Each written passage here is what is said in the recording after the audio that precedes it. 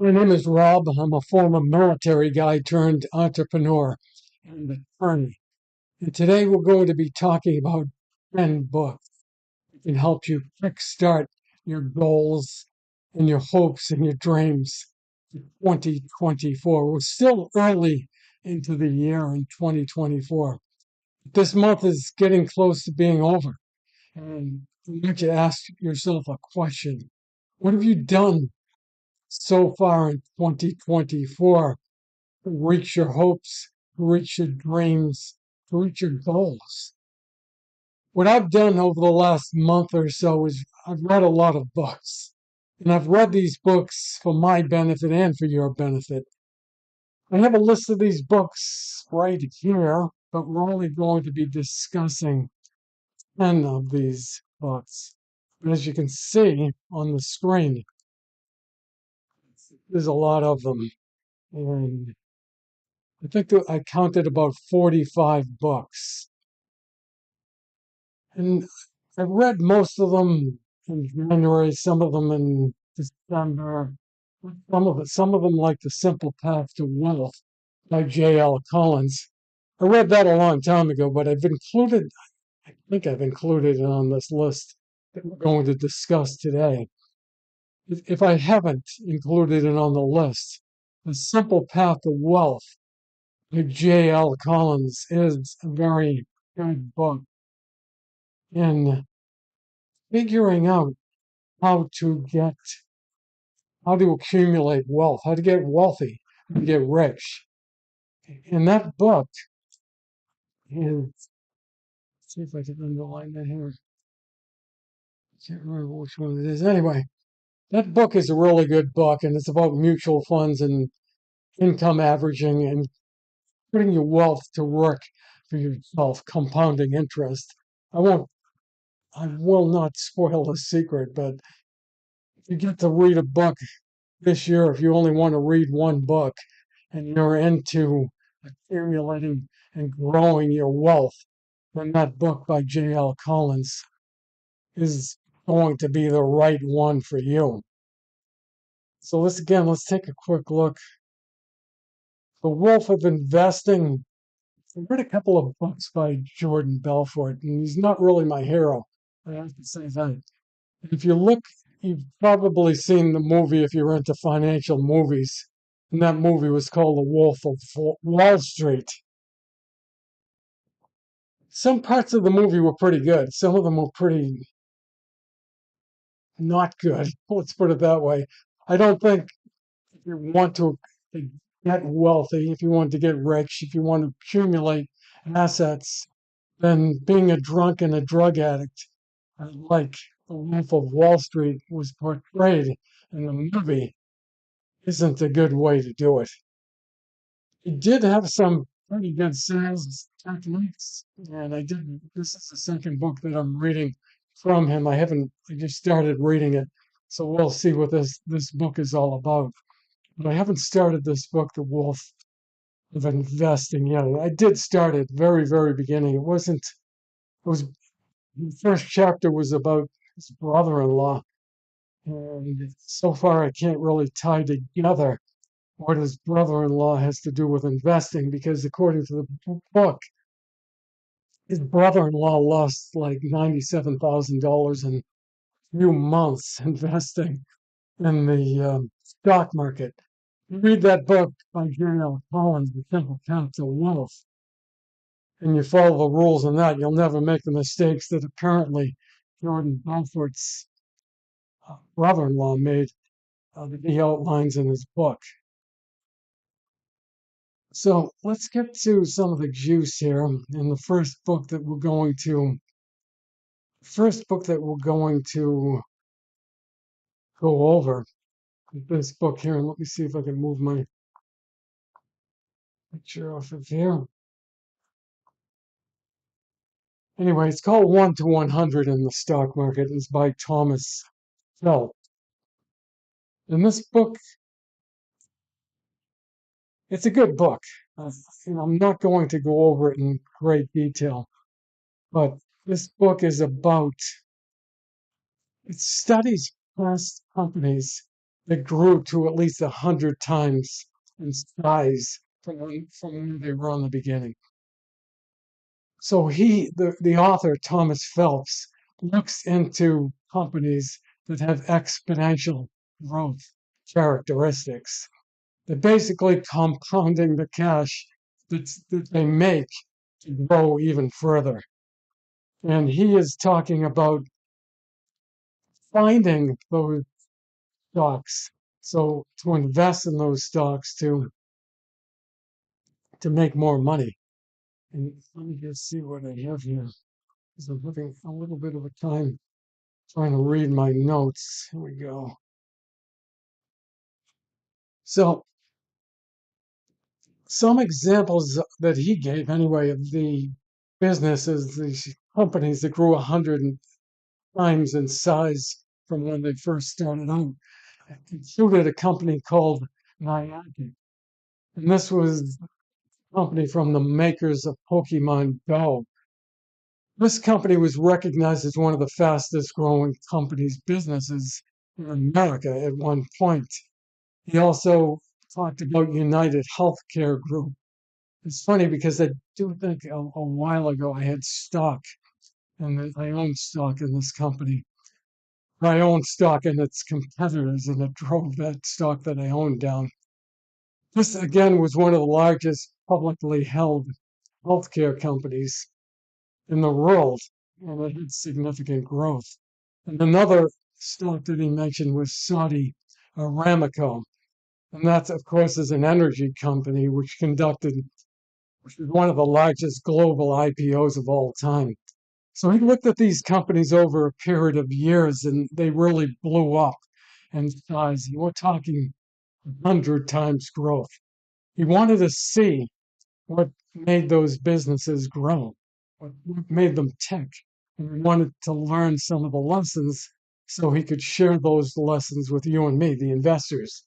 And the key things that he found out were that these companies acted like money making machines. They kept churning profits year after year after year.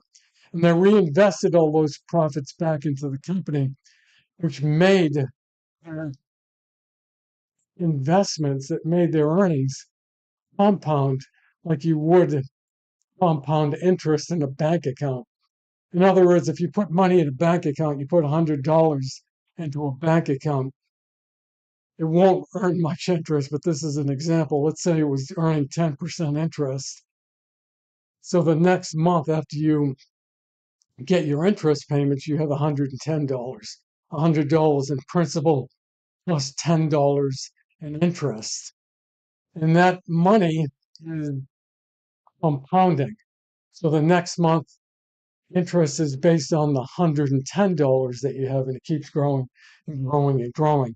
And the author of this book, the book 100 to 1 in the stock market, is saying that these big companies are growing because they're reinvesting the money that they made into their own company, which expands the amount of money they can grow with.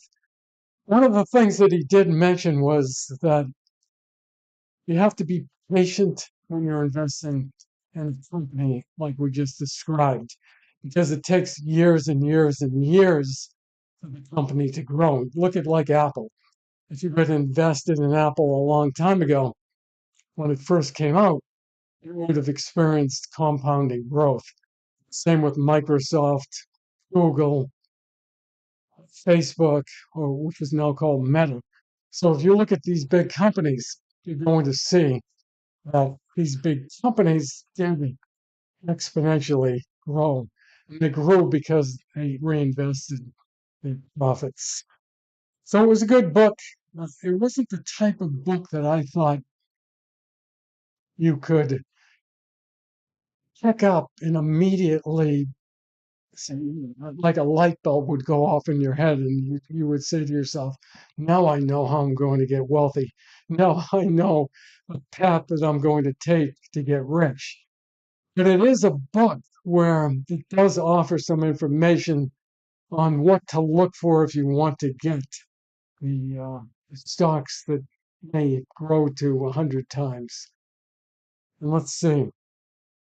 The second book, we'll get to the 10x rule, but this book, 12 Months to 1 Million by Ryan Daniel Morrison. Again, another type of book where we can look at this and say, how can we make money in our own lives? How can we get rich? How can we get wealthy? This is a guide for entrepreneurs like you and me. I consider myself a digital entrepreneur.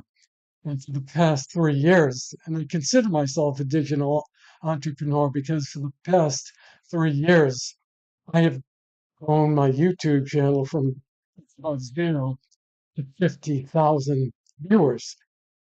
And not only have I worked on my YouTube channel, but also, probably like you, I have a Twitter account, Instagram, Facebook, Pinterest, all the big social media accounts. I have a presence on all of those.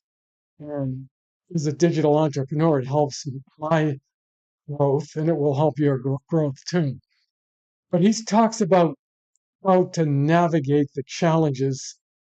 If you want to be like a product entrepreneur, for instance, if you want to develop a product on Amazon, you want to sell a product on Amazon, he explains how to navigate the challenges of, let's say, selecting a product, building that business up so you can get some cash flow coming in and scaling that business to reach a 7-figure income.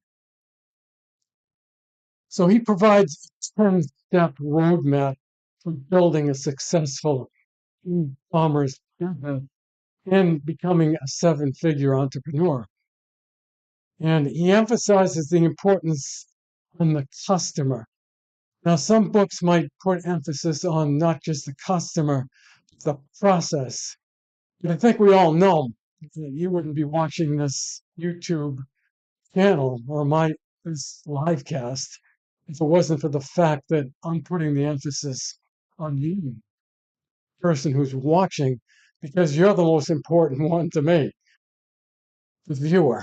And you're the most important one to me because I want to convey what I have found out about success to you so that you can be successful. If you're successful, I'm successful.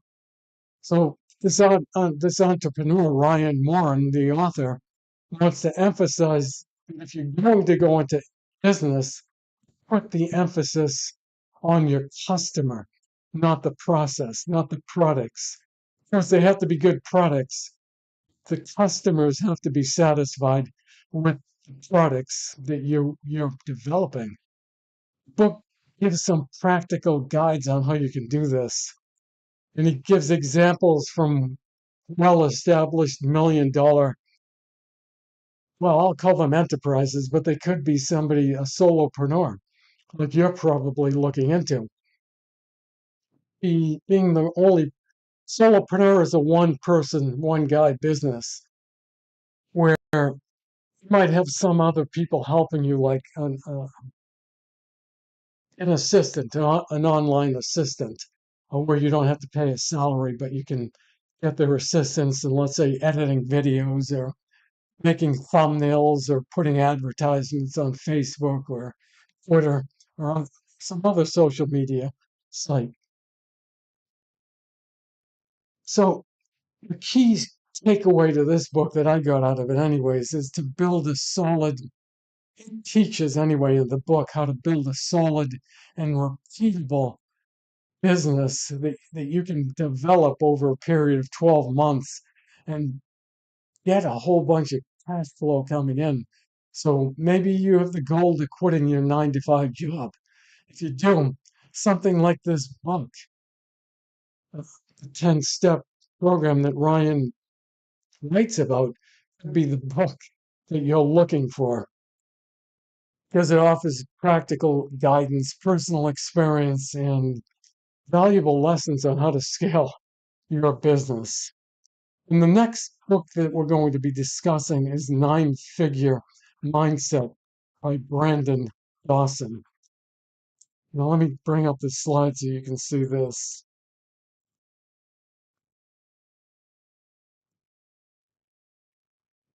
I thought this book was interesting, and I thought it was interesting because, let's see if I like this.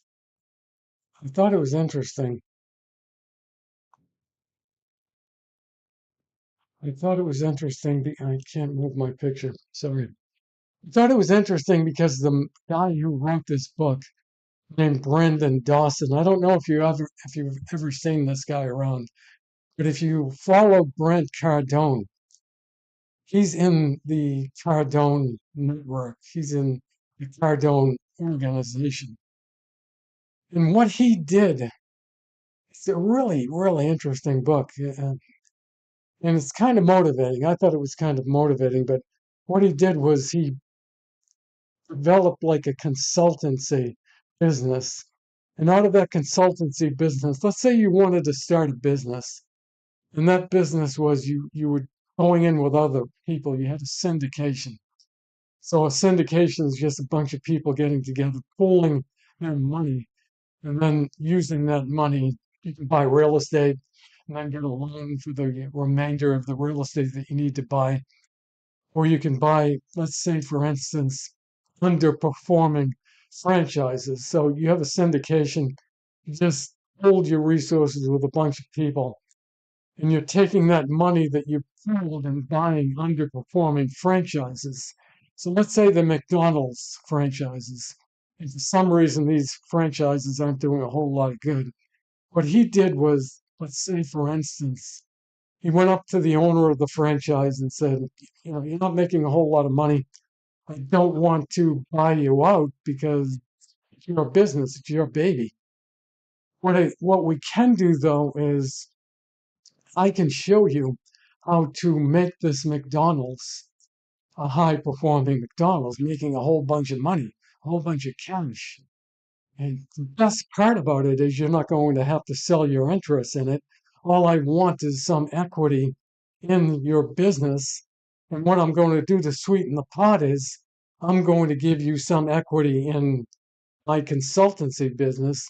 So we're going to be partners. So to understand that further, it's probably better to read the book, but you get the idea. He just kind of had this out of the box mindset and was able to use this business model to purchase or actually no, not purchase, but go into partnership with a whole bunch of other companies. And as long as they stayed on board with him, and because they could leave anytime they wanted to, he would be getting money from their business and they would be getting money from his consultancy. And he achieved extraordinary financial success. I mean, this guy was like really, really rich and still is really, really rich, very, very wealthy.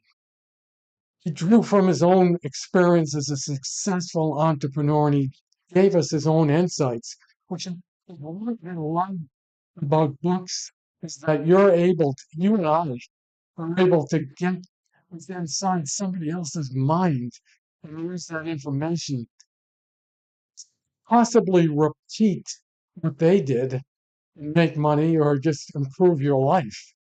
They always say that you're never going to be able to repeat exactly what somebody else has done.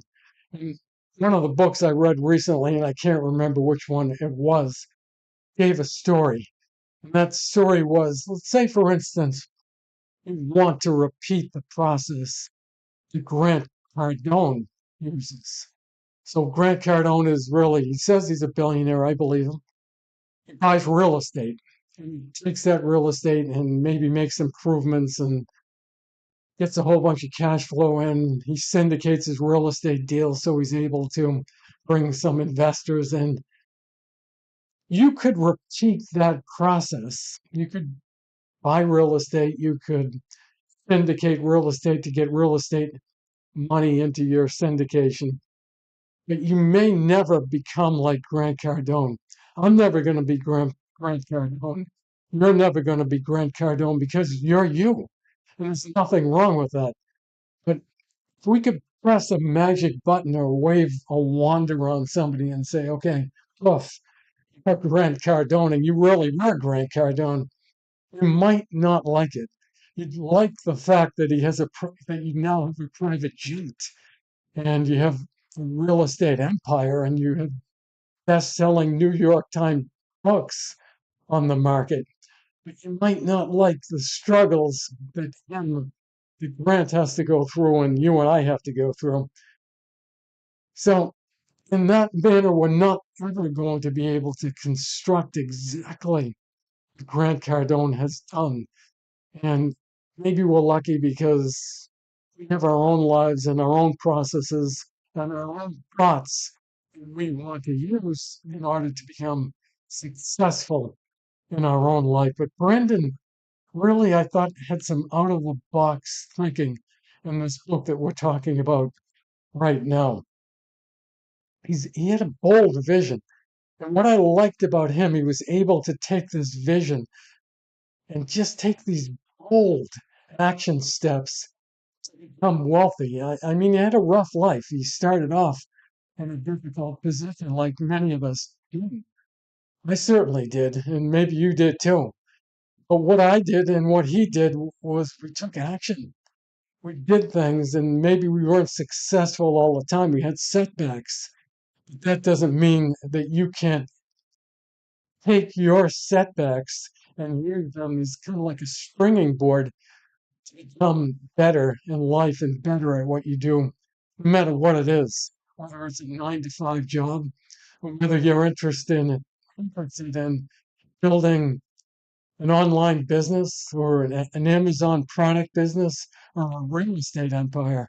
Whatever you do, it's important to take the first step. And if you take steps, little tiny steps every day, then you'll get to where you want to go in life. If you don't make any steps, you're not going to get anywhere. As simple as that sounds. So, some of the takeaways I got from this book is to create an abundance mindset. Now, there's no magic in creating an abundance mindset, but you do have to believe if you want to be successful that there are unlimited possibilities out there. And if you've missed an opportunity in the past, it doesn't matter. There's always more opportunities. It's like the air that we breathe. Take a breath. Are you worried about running out of air to breathe? Some of you might be saying, well, maybe the air's polluted or I have asthma. But really, for the normal way of thinking, we're not going to run out of air. There's an unlimited amount of it, just like an unlimited amount of possibilities that are right in front of us that I'm trying to point out to you in these books. So Brandon also, a takeaway I also got out of this book was he embraced risk taking. He viewed failure not as something to hang your head low about, not to kick your butt around because you failed, but to use it as a learning experience and to put in your mind that it wasn't a failure because it wasn't. It was a learning experience that you can use in the future to build yourself up because you're not going to repeat those mistakes. You're going to learn from them and do something else. And if it wasn't for the mistakes that I've made in the past, I wouldn't be here talking on YouTube to you. So you could benefit from the mistakes that I've made in the past and which I have talked about on various videos on my YouTube channel. So he likes to think about also taking a laser focus on what you're trying to do and set ambitious goals for what you want to accomplish. Sit down and write your goals down. It doesn't have to be 100 goals. As a matter of fact, it shouldn't be 100 goals. Just concentrate on a few goals at a time. I want to start a business. I want to start cash flow coming in. And I'd like to replace the income from my 9 to 5 with this business that I'm going to start. So start small, think big and take action steps. Laser focus what you want to concentrate on in life. And surround yourself with high performing individuals. Now, I know not all of us have high performing individuals around us. You might actually be surrounded by people that don't have any ambition at all. That wouldn't stop you from listening to people like myself that are going to encourage you to take action, to laser focus, to set ambitious goals, to do what needs to be done in life. So surround yourself with people like myself. Surround yourself with people like Grant Cardone, like this guy, Dawson, Brendan Dawson, who's an awesome guy because he took action.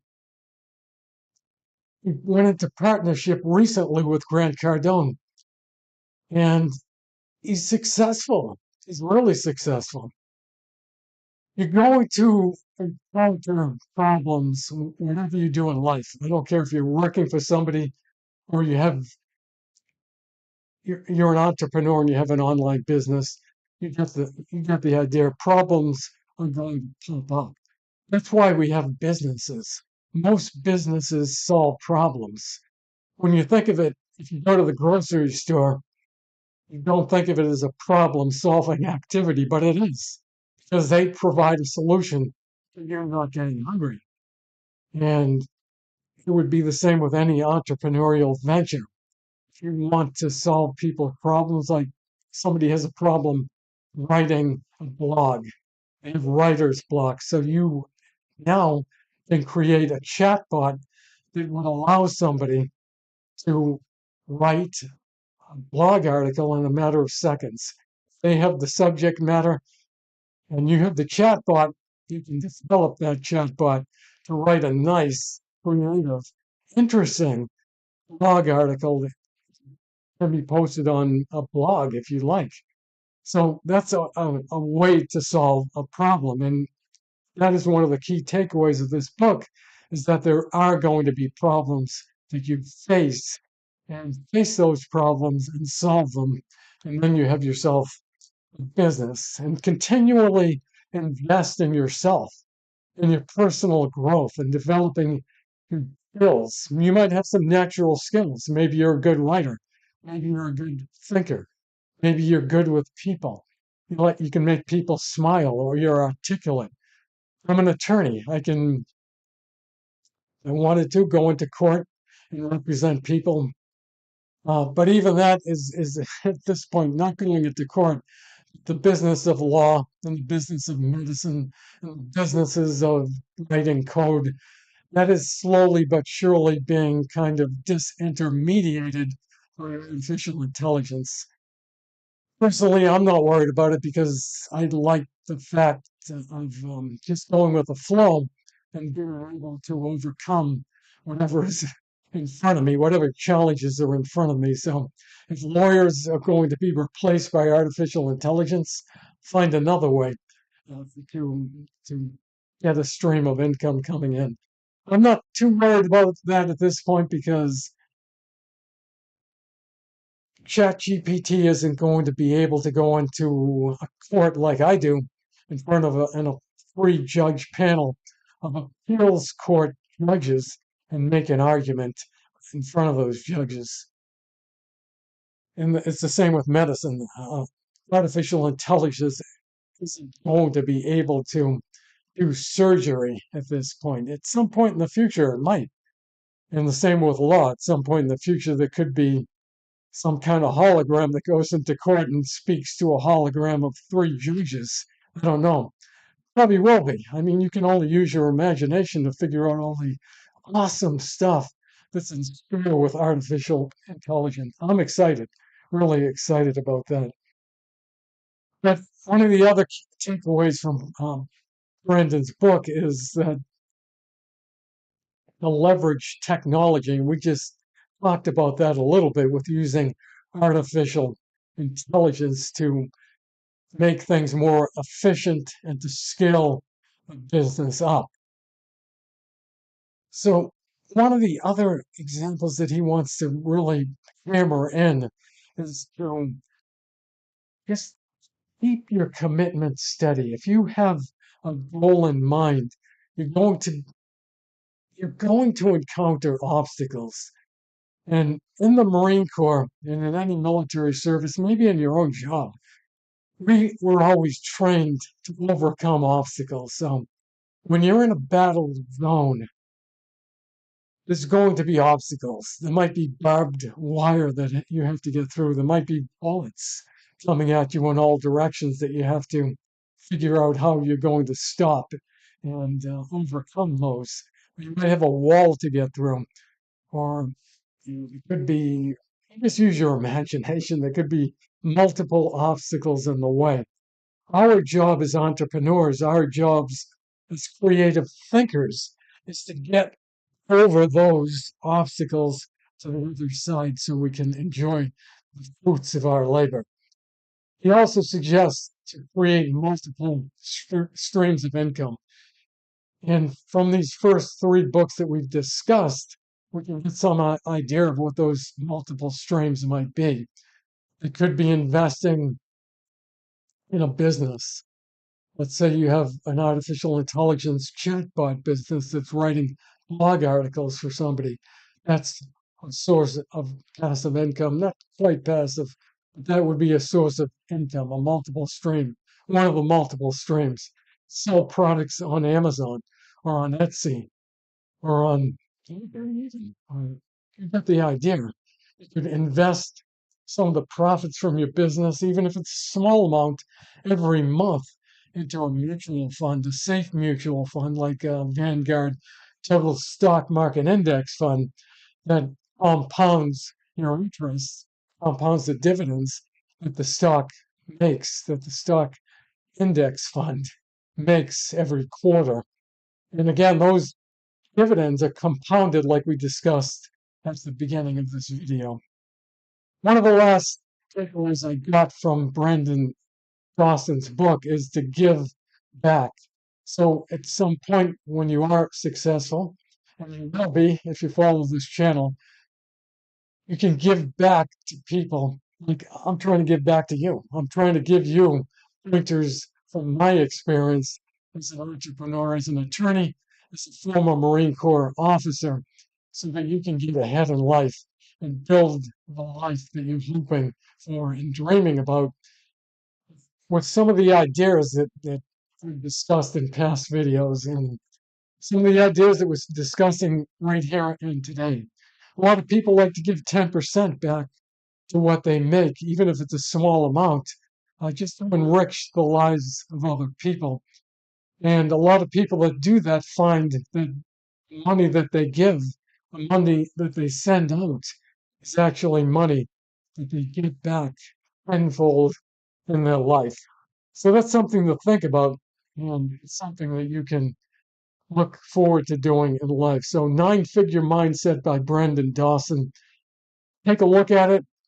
I think it's a good read. I think you should give it a shot. Now let's take this. Take a look at this. 12 months to a million. We read that one.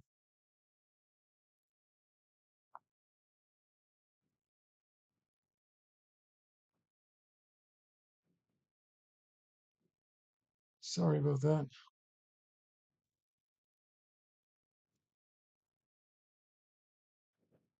So let me see. One of these must be open. Let's have a little bit of patience here.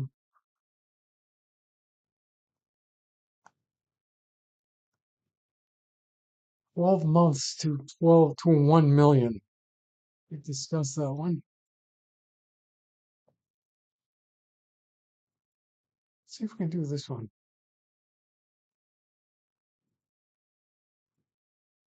Arete. Here we go. Anything can happen when you're live, right? Arete, I thought was a good book, and I read this one recently, and this is a book by Brian Johnson.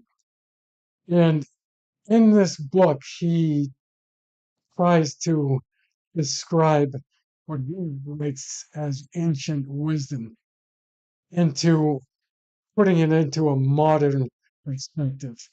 And he gives practical tools to help the reader, you and I, activate the potential that's within all of us to fulfill our destiny. Now, doesn't that sound good? I mean, to fulfill your destiny, to activate your heroic potential, the potential that's in each one of us. So the book focuses on the what is essential to become a good entrepreneur. And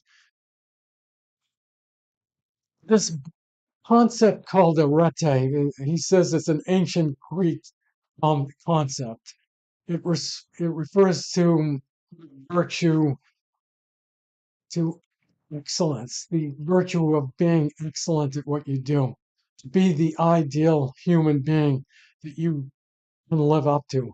We all have potential, and I think personally, I think we all have unlimited potential.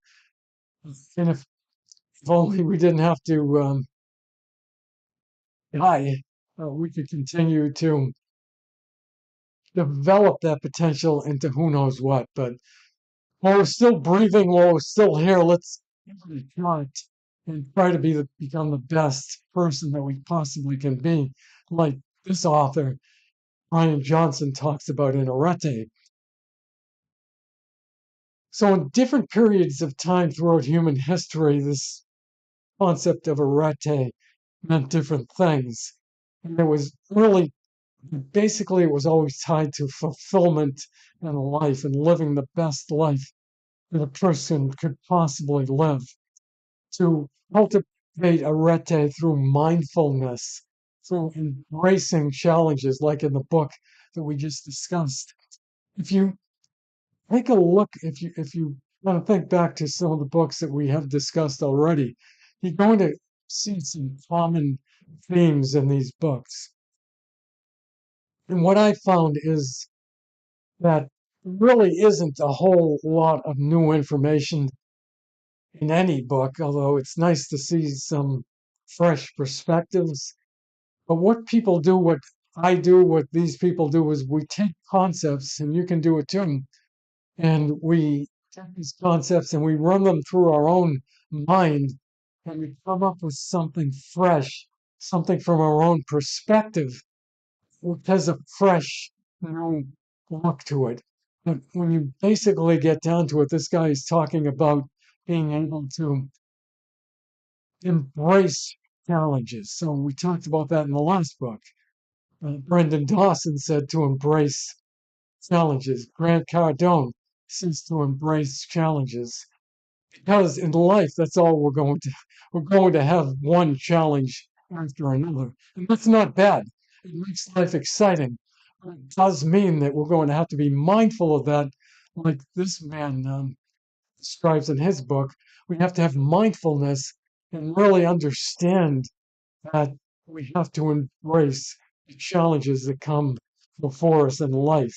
And then when we embrace those challenges, focus on what we're really hoping for, what we're hoping to do in life, how we're hoping to get to our goals and become better, grow personally.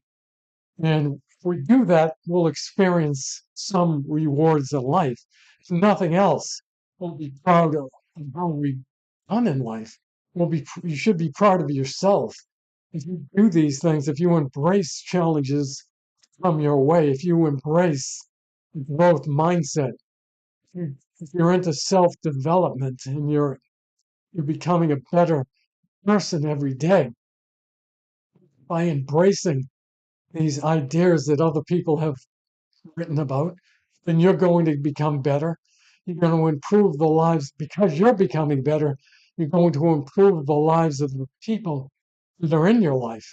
If you're married, your spouse, you have kids, your children are going to be, they're going to have a better life experience if you're trying to make yourself better.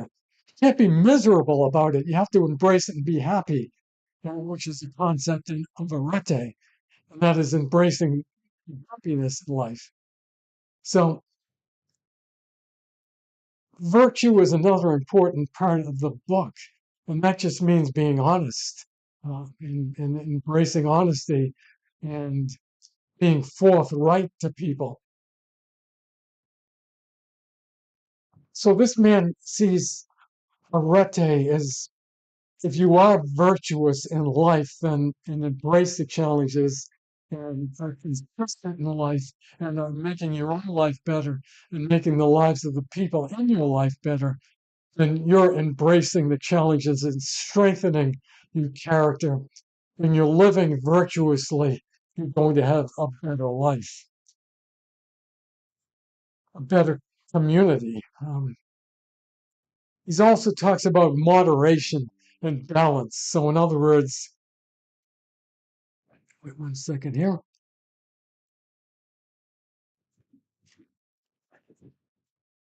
He's also talking about moderation and balance. So, you can't spend every waking hour, which I made a mistake when I first started my YouTube channel. I would work from 6 o'clock in the morning until 10 o'clock at night, just learning video editing, writing, um, you name it. I spent a long time trying to become better at what I chose to do, which is becoming a digital entrepreneur. There's more balance in my life now, and I wouldn't suggest putting in all those hours, especially if you have kids or you want to maintain a relationship with other people. You have to apply balance in your life, which is one of the concepts in this book, is that moderation and balance are extreme if they're not practiced correctly. And I think that's about really what I got out of this book. It was a good book. I liked it. Between the book that we just talked about by Brian Dawson and Arete, I think they're pretty well even. And I can seem to get this right here. Okay, so Arete.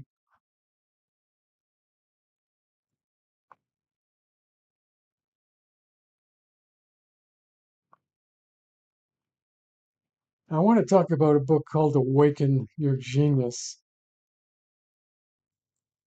This program that I have, there we go. Sometimes difficult to work, but this is a book called Awaken Your Genius by Orzan Varol.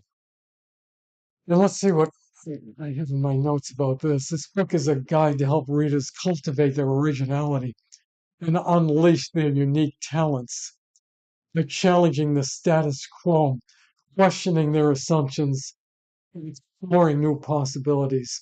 I really like that.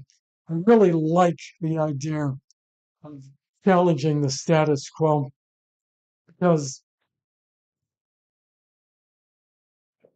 sometimes if we go with the flow, which isn't all the time bad, but if we always go with the flow, if we always do what the herd is doing, not going to get too far. And I know can't be, and I can't be like him, but take for instance Elon Musk, who's very successful, but he never followed the herd. He thought outside the box, and because of the way that he did think, he was able to develop. He lost a lot of money and he gained a lot of money, and he was able to develop these ideas. He had a vision, and he was able to act on those ideas and bring those visions to life. And as far as questioning your assumptions, I like that because when I talked about the next concept of mind, it's not an original concept, but it's called confirmation bias. It's called confirmation bias. And that is when we have an idea in our mind, we look for things in life to confirm that idea that we hold. So, in other words, if you think that all men are 6 feet tall, this is an extreme example, but I'll give you this for an example. You're thinking to yourself that all men are 6 feet tall and women only like men that are 6 feet tall and have blonde hair and they're 23 or 24 years old.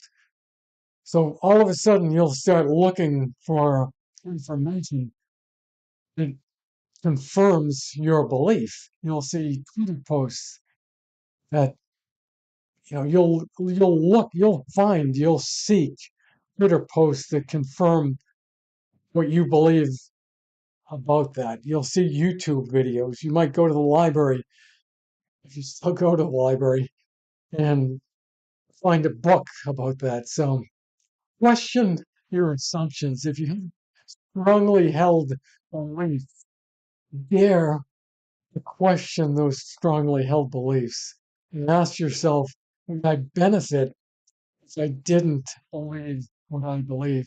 I believe I believe there are absolute truths, but I also think that it's a great idea to explore other people's points of view so you can get some fresh perspectives and fresh ideas. I went to Boston College. It's a Catholic college. And at the time, I'm sure they still do, but there was Jesuit priests that taught some of the classes in the college. And even the Jesuit priests might have a class that explored different religions. So we might have a survey on the different religions of the world. So we would be exposed to different ideas and get fresh and different perspectives.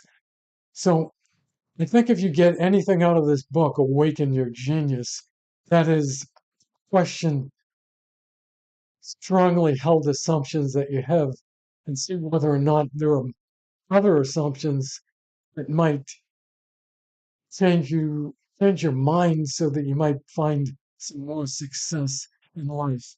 In other words, you are open to exploring new possibilities. So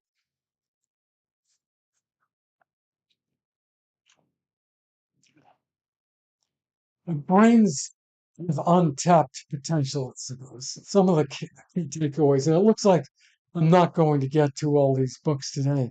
So maybe I'll do another live stream tomorrow and we'll get to the rest of them. But as I should understand it by now is that things take a long time to explain. If we want to go into in depth into some of these really fascinating ideas, it's going to take some time to really peel back the layers of the information found in these books so that you can benefit from all of these ideas. And there's just so many. And again, I'm so excited about 2024 because of the possibilities that it brings, the opportunities that are in front of us. And if you have some opportunities, if you have some ideas, I know I do, and I've talked about them on my last live stream, which was a vertical video. This is not, it's the opposite of vertical, it's horizontal. Um, if you have any ideas, put them in the comments. I'd love to hear from them. I'd love to hear your ideas. I'm looking for people like yourself that are intelligent, that are smart, that are ambitious, that are virtuous, that are willing to take action, that are not afraid of challenges, partner with to bring some ideas that I have on syndication, syndicating businesses, syndicating real estate, and bring that to life. I know, and again, I don't want to go on and on and on, but I have a story to tell you. And it's the story that I learned in law as an attorney. And it has to do with crime. And I want you to imagine something. Imagine that there are bank robbers, three bank robbers, and they come to this guy's house, the head bank robber. And they all sit down and they discuss what they're going to do to rob a bank and then make a plan. And and all of a sudden, like somebody in the next room, they're in an apartment building, is listening through the wall and hears their conversation, calls up the FBI and reports them, and the FBI comes and arrests them in the room for making this plan. Now keep that thought in mind. Now we have a different scenario where one guy decides that he's going to rob a bank, and he gets in his car, drives to the bank, puts on a mask, goes in the bank, and does the dirty deed. He gets caught, gets thrown into jail, goes before a court, the judge hears the evidence. He has an attorney. The judge hears the evidence from both sides and decides that he's guilty. And he has a good attorney, and he convinces the judge to only give him a year in jail. He could have got, let's say, 5 years, but he only gets a year in jail. On the other hand, the conspirators, the three guys who are planning this dirty deed, get thrown in jail, and they go to court. They have the same attorney, same judge, different scenario, different, you know, case altogether because it's a conspiracy. The conspirators get 20 years in jail, and their attorney's good, so they get it reduced to 10 years in jail. Now, do you know why the guy, the single actor, didn't get 20 years versus the three guys that got 20 years? If you know the answer, hit it in the comments. But the answer is that the law treats the conspiracy as being more serious than one actor. So a single robber is bad. It's not as bad as three guys getting together and planning a dirty deed. And that's because the law recognizes that when one or more get together and plan an illegal activity, they're more likely to succeed than the one guy planned to do by himself. So, where does that leave us? Talking about partnerships. If you or I get together, or five of us, or 10 of us get together and form a limited partnership, or a limited liability company, or a syndication, and we go out, we decide to buy real estate, cash producing real estate, apartment complexes, we are more likely to succeed because we're putting our resources together, but more than that, we're putting our minds together. And that makes it more likely to succeed. So if you're interested in exciting opportunities this year in 2024, and we've only just begun 2024, think about subscribing to this YouTube channel, number one. And number two, if you're interested, write in the comments, say I'm interested, and I'll shoot you an email, or you can shoot me an email. And, we'll get together with a bunch of us and we'll talk, we'll brainstorm, and we'll come up with some great ideas and make 2024 even better. So with that, I think I've been going a little bit more, but I think we'll talk a little bit more tomorrow about this book that we're talking about right now because I have a lot of notes on it, and that is Awaken Your Genius by Orzon Varel. So with that, I'm going to say goodbye to all of you, and thank you so much for stopping by today. I really appreciate it.